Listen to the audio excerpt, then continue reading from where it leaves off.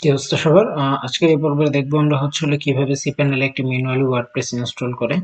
এর জন্য প্রথমত আমাদের একটি ওয়ার্ডপ্রেস লাগবে, ওয়ার্ডপ্রেস ফাইল লাগবে। সেজন্য আমাদের যেতে হবে হলো ওয়ার্ডপ্রেসের একটি ডোমেইন আছে, ওয়েবসাইট আছে, সেটা wordpress.org। আমরা wordpress.org তে আসার পরে এখানে গেট ওয়ার্ডপ্রেস নামে একটা অপশন আছে, আমরা গেট ওয়ার্ডপ্রেসে ক্লিক করব। গেট ওয়ার্ডপ্রেসে ক্লিক করার পরে এখানে দেখাবে download and install it yourself নামে যে অপশনটা আছে, এখানে আমরা দেখতে পারবো ডাউনলোড ওয়ার্ডপ্রেস 6.8.3। আমরা এটাতে ক্লিক করব। এটাতে ক্লিক করার পরে কিছুক্ষণের ভিতরে আমাকে এরকম করে দেখাবে ওয়ার্ডপ্রেসটা ডাউনলোড হবে। তো আমার এখানে যেহেতু অলরেডি নামানো আছে, আমি এখন আর ডাউনলোড করছি না, আমি দেখাবো পরবর্তীতে কি করতে হবে। তো ওয়ার্ডপ্রেস ডাউনলোড করে ফেলার পরে আপনি ওয়ার্ডপ্রেস যেই ফোল্ডারে ডাউনলোড করেছেন সেই ফোল্ডারে গিয়ে আপনি এরকম ওয়ার্ডপ্রেসের একটি জিপ ফাইল দিতে পারবেন। এটাকে আপনার প্রথমে এক্সট্রাক্ট করতে হবে।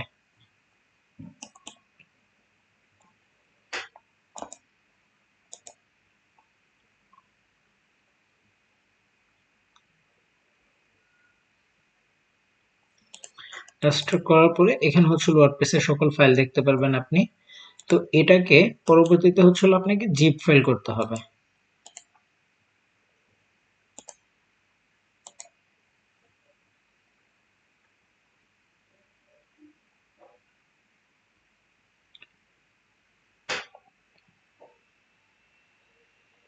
ওকে, এখানে আপনার একটি জিপ ফাইল তৈরি হয়েছে।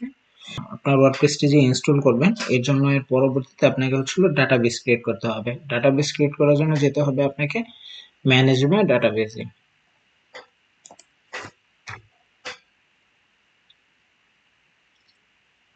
এখানে আপনার ডোমেইন নেম শো করবে, মানে আপনার cPanel এর যে ইউজার নেম আছে এটা শো করবে। এরপর আপনি ডাটাবেস নেম দিবেন। আমরা ওয়ার্ডপ্রেসের ডাটাবেস ইনস্টল করছি, সেক্ষেত্রে আমরা দিব wp db।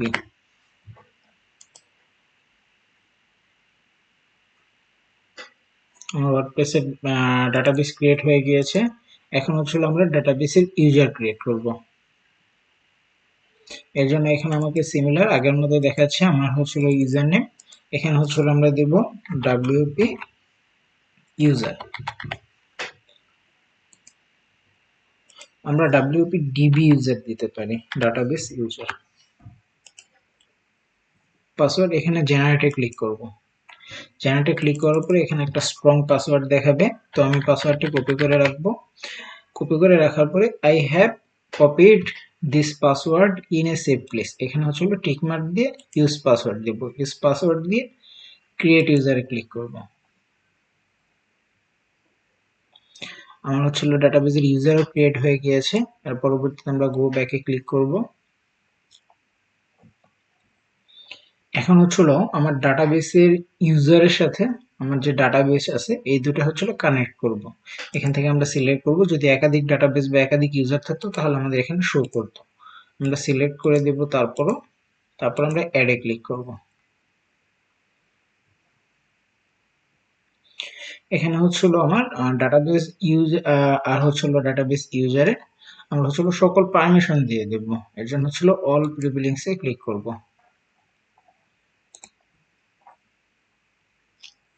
আমার ডাটাবেসটি ক্রিয়েট করা কমপ্লিট হয়ে গিয়েছে। এখন চলে যাব আমরা আমাদের ফাইল ম্যানেজারে।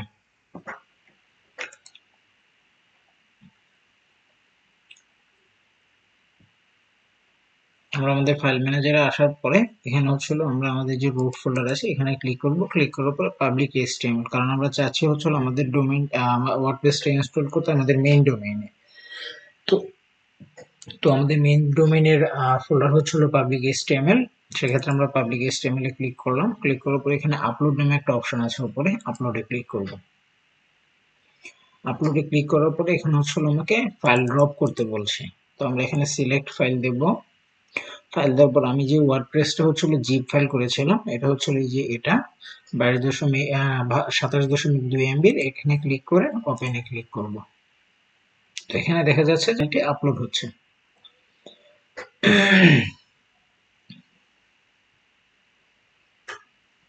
কিছুক্ষণ সময় নেবে, আমরা অপেক্ষা করব ধৈর্য ধরে।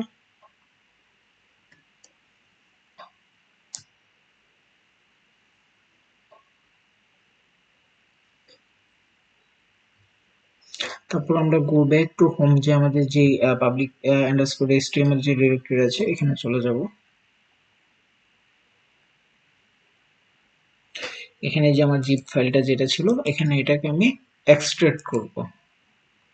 এটা আমি আমার পাবলিক HTML যে ডিরেক্টরি আছে এটাতে হলো এক্সট্রাক্ট করব। হ্যাঁ, আমার যে জিপ ফাইলটা ছিল এটা আমি ডিলিট করে দেব। এখান থেকে হলো skip trash and permanently delete যে ফাইলটা আছে এটাকে সিলেক্ট করে দিলে আমার যে ওয়ার্ডপ্রেস ফাইলটা আছে এটা পার্মানেন্টলি ডিলিট হয়ে যাবে।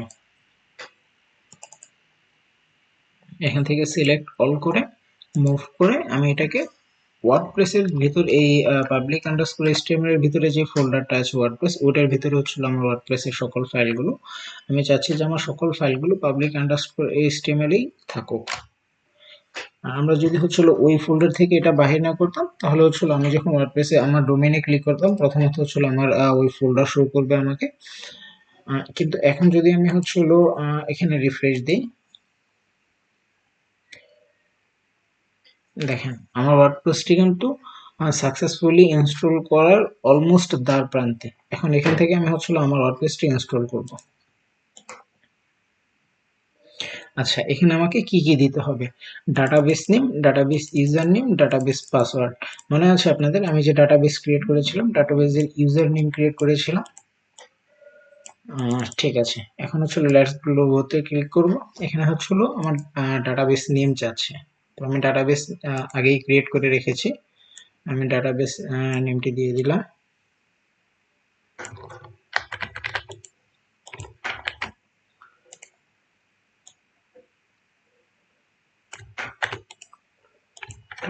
ডাটাবেস ইউজার নেম, এখন আমার যে পাসওয়ার্ডটি ছিল সেই পাসওয়ার্ডটি দিয়ে দেব।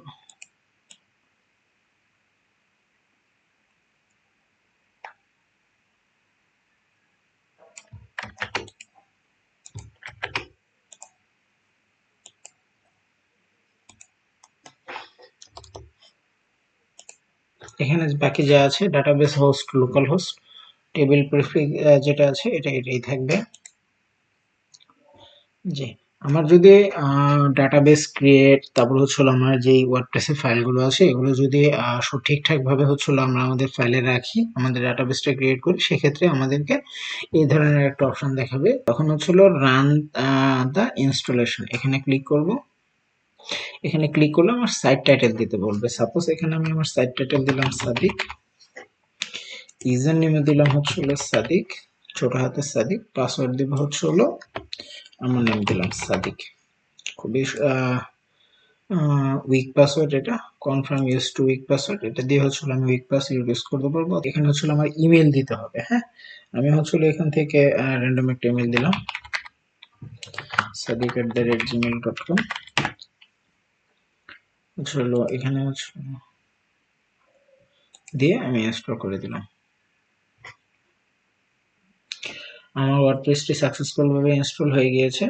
আমরা এখান থেকে ওয়ার্ডপ্রেসের অ্যাডমিন প্যানেলে লগইন করব। এর জন্য আমাদের ইউজার নেম দেব সাদিক, আমাদের পাসওয়ার্ডটা ছিল সাদিক, দিয়ে আমরা লগইনে ক্লিক করব।